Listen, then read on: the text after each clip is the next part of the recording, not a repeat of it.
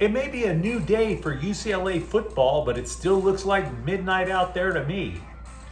USC gets back into the top 25, but it still kind of feels like a slap in the face. And a Rams road win is dampened by losing a defensive starter. Good morning. I'm James. And this is your daily dose of sports and snark for the greatest sports city in the world, Los Angeles.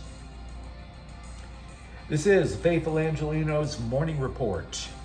It is September 15th, 2025. Welcome back to the home office. I posted a breaking news clip on the firing of UCLA coach Deshaun Foster yesterday. If you want the details, by all means, take a look at it, but we're going to talk more about that development in a few minutes.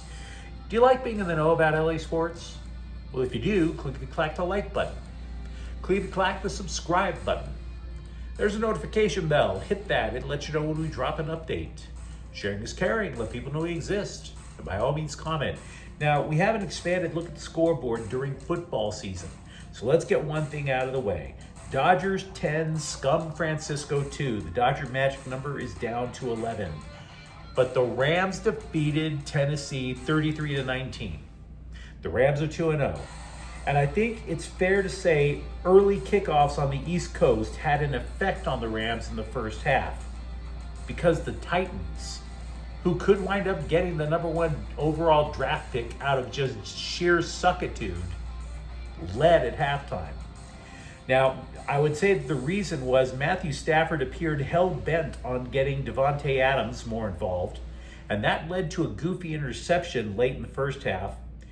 They targeted Adams 13 times on Sunday, but overall, Stafford had a good game. He threw for 298 yards, 2 touchdowns. Adams finished with 6 receptions for 106 yards and a TD. Not everything was awful for Tennessee. You got to give the Titans credit.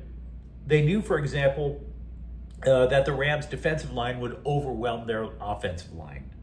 So they kept rolling out rookie quarterback Cam Ward. And that worked for them. When Ward was left in the pocket, however, he was a sitting duck. The Rams sacked him 5 times. Yahtzee. Byron Young got him twice. Forced Young to fumble. And the Rams converted that turnover into a touchdown. All of a sudden, second half, a Rams deficit becomes a 2-score lead. Having said that, if there are reasons to be concerned going forward about the Rams, they still have issues in the red zone. They got into the red zone 6 times and got 2 touchdowns to show for it. Secondly, I mentioned earlier about how the Rams seemed single-minded about getting Adams more touches. And I think the Rams struggled to run the ball as a result.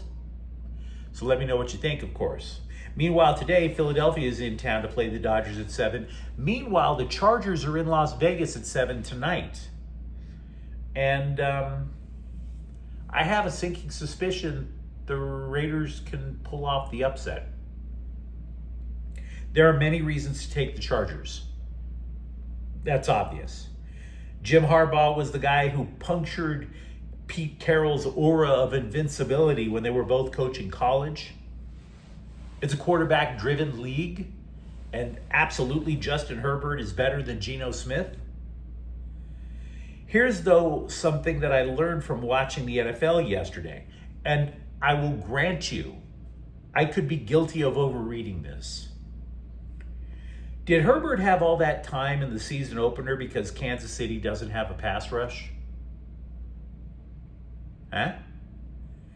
If the Bolts had both of their best offensive tackles healthy for tonight, which they don't, Rashawn Slater's out for the year, you could say no matter what the Raiders do with Max Crosby, he's going to get bottled up.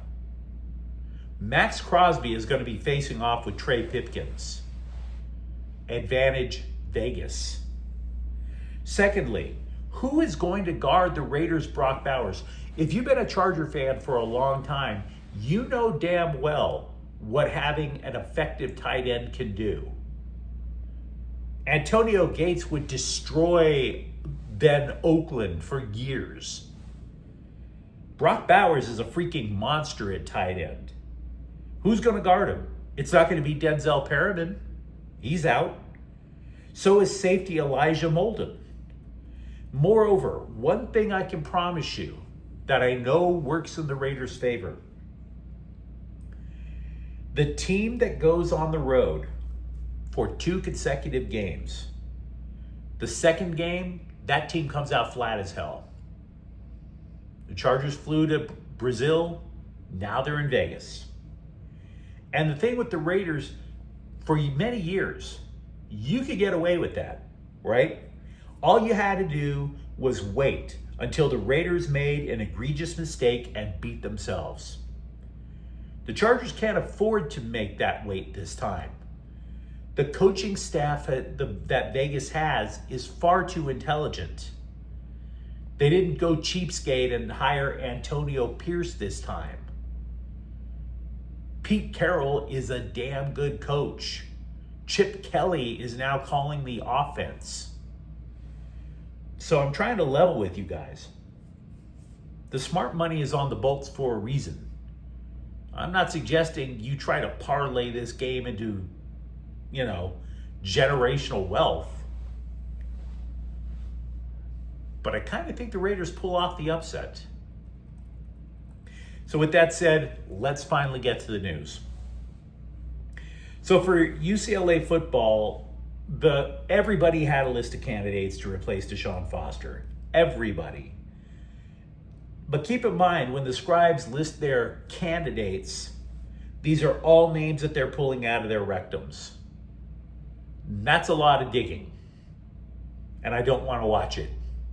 When the Chargers fired Brandon Staley, for example, everybody, and I mean everybody, knew the Bolts had targeted Jim Harbaugh. That's the exception to the rule. Multiple scribes immediately pointed to USC defensive coordinator D'Anton Lynn. After all, the Trojans hired him away from UCLA. Fair. But you know the difference between USC and UCLA? USC takes football very seriously. Lynn is the second highest paid assistant in college football. And he left Westwood for a reason. We just don't know what it is. It wasn't necessarily all money. Then there's another candidate, Florida State defensive coordinator Tony White. Oh snap, he has ties to UCLA. But here's the problem with him. He's never been a head coach. And he also talked things up with the Bruins when they were going through their last head coaching search and they hired Foster. So you're telling me you want a guy with 0 head coaching experience again who didn't impress you nearly as much as Deshaun Foster. Many writers then started throwing other names around, like Boise State head coach Spencer Danielson. But I was thinking about that, and that leads to a bigger question, which barely gets asked above a whisper. Is the UCLA job any better than Boise State? Is it? Remember, Foster was hired on the cheap, I might add, because UCLA football had been suffering neglect for decades. If you treated your grandma the way UCLA neglected its own football team, you'd go to jail. The Bruins are a national power in many sports. Believe you me, they've got street cred when it comes to having an overall terrific athletic program. But you might have to go all the way back to Terry Donahue when you could say the last time UCLA fielded a really threatening football team. They've only played in 2 bowl games in 8 years. It would have been playing in 3, but they tapped out of 1 because they were scared of getting COVID. You think the boosters ever let that one go? The Bruins haven't hit double digits in wins since 2013. They haven't won their conference since Bill Clinton was in the White House. The Rose Bowl is barely 1/3 full, and oh, by the way, the athletic program is broke. So go back to Lynn for a second. The dude has all the resources he could ever want right at his fingertips. plus a state-of-the-art practice facility almost open, and oh, by the way, he's also popular in NFL circles. You could go to a candidate, a rando, and give him a sales pitch of, hey, you could coach in a Power 4 conference and you'll get all the SoCal sunshine you could ever want. But D'Anton Lynn already has the SoCal sunshine. Martin Jarmon's mouth, if he's going to be the one leading the search, he might have to write a check. His mouth might have to write a check that UCLA can't cash. We also reported yesterday that offensive lineman Johnny Jones was the first recruit for the class of 2026 to decommit from UCLA. That number grew to 3 last night. The other 2 are defensive lineman Anthony Jones and edge rusher Yaha Gad. And there could be so many more shoes to drop. All the shoes could drop. More shoes than if an earthquake was epicentered in Elton John's closet. All the shoes. Firing Foster opens a 30-day window for UCLA players to jump into the transfer portal. Starting today. Now, this doesn't mean Nico Iamaleava suits up for Michigan in a week. It doesn't work that way. You redshirt the rest of the season. And to be frank, I'm not sure if Iamaleava splits. He could, right? That ugly split from Tennessee counts for a lot. So does the fact that he's on a terrible football team now. Iamaleava's team might force another divorce. But if you force another divorce, all of a sudden, your shot at a pro career is on the line. Scouts take note if you're unstable. Do you remember Malachi Nelson? Arguably the top recruit in the nation. He was going to be the next great Lincoln Riley quarterback at USC. But he got impatient. And now he's on his 3rd college team in El Paso. And believe you me, he's probably praying that the UFL stays in existence by the time he graduates. Because nobody's going to have that guy on their draft board. Lots of UCLA news to talk about. Feel free to let me know what you think, of course. And speaking of USC football, you can welcome the Trojans back to the top 25. At 25. Now, if you're a Trojans fan, you should be mostly okay with that until you notice who's at 24. Notre Dame. 0-2 Notre Dame. 0-win Notre Dame is the 24th best football team in the nation. Are you nuts? There hasn't been a ranked 0-2 team in the AP poll since 1988. Notre Dame lost in their own crib, by the way, to Texas A&M, which is odd because the last time I saw Texas A&M, the Aggies, they lose their bowl game to, wait for it, USC. A depleted USC team. More than 20 guys left in the transfer portal, USC. Texas A&M loses to them. They return 13 starters. They beat Notre Dame in Indiana.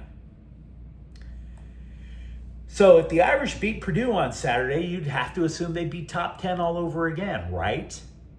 Oh, the scribes loved them some Irish. But I want to revisit this because the point I've been making for months, again, needs to be driven home.